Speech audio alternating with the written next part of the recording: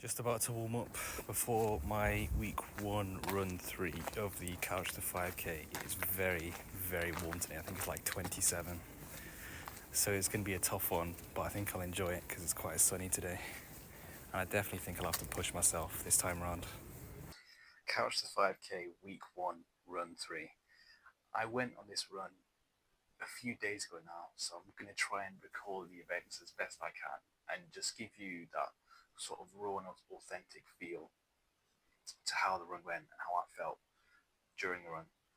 On this run particularly, starting today, what I do remember is I did feel a real sense of motivation, which is um, very contrasting to week one, run two, which I documented before, and I did not feel that motivation. What was different about this day in particular was that the sun was out, it was very warm, the conditions were quite nice, and it was very, very humid, what I must say. So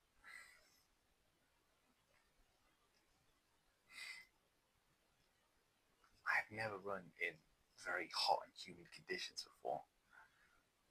So I knew that was going to be a challenge, but I was very up for it because I'd never run in like very warm and nice conditions like this. As I live in the UK, it's not common for the sun to be out and it to be a very nice day, although we are in summer right now, so I should expect more of this. But I have never, or I haven't run in a while in very sunny conditions, so this was a first in terms of the Couch to 5K, where I ran in very sunny conditions.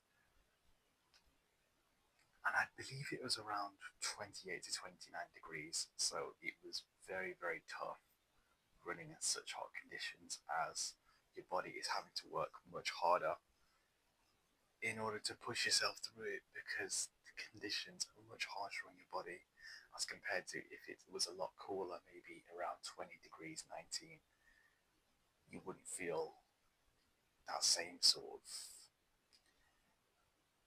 impact. I'm not sure that's the right word. When you're in cooler conditions, your body doesn't have to work as hard.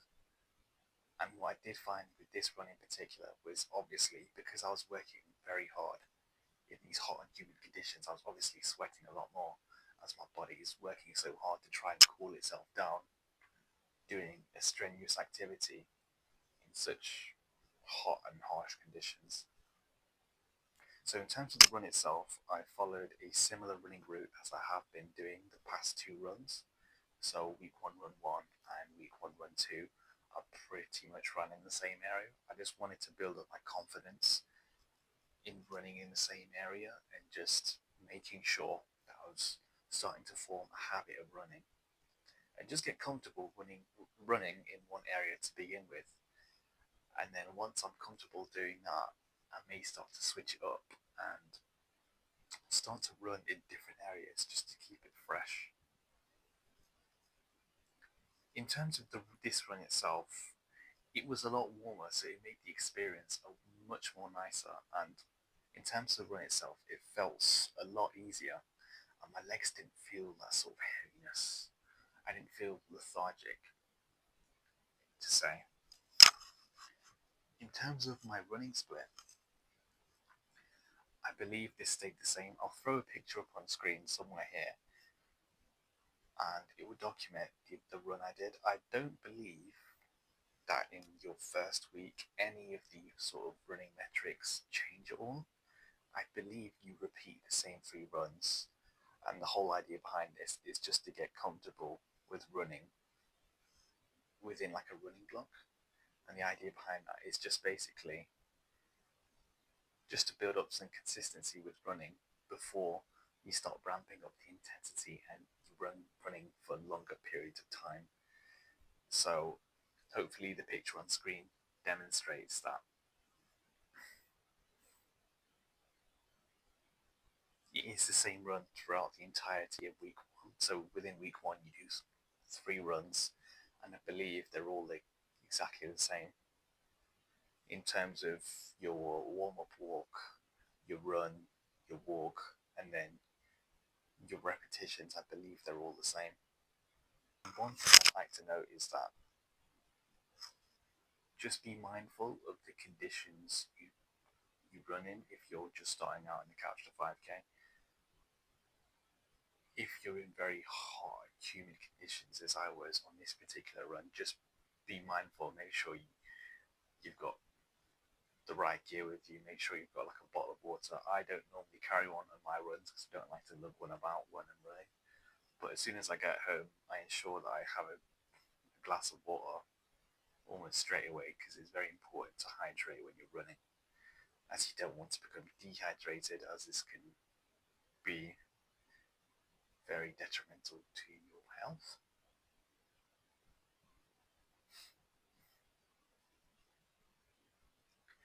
And just being hydrated in general is very important for recovery, as you want to recover as quick as possible so you can get out there for your next run in a few days' time. But also, one thing to mention as well, just take the time to enjoy your runs. The whole point of starting the Couch to 5K is to go at your own pace. Like, the idea isn't to sort of go full pelt and go run as quick as possible. It's to run at your own pace. Because of the fact that you're going at your own pace, it will make it easier for you because you don't have to worry about meeting a certain time restraint. You're running for yourself, so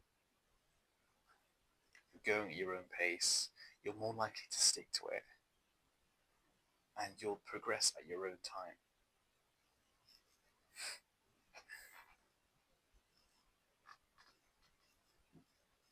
If running makes you feel miserable when you're just starting out, it's probably because you're not used to it just yet.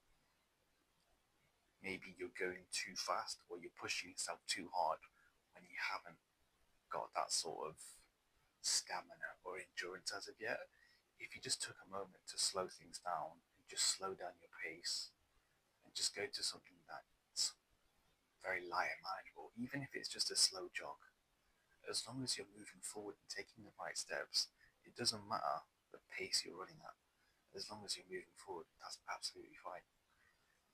And I'm not too concerned about my own pace at this moment in time. I'm only in week one, so this shouldn't even be a concern for me at the moment.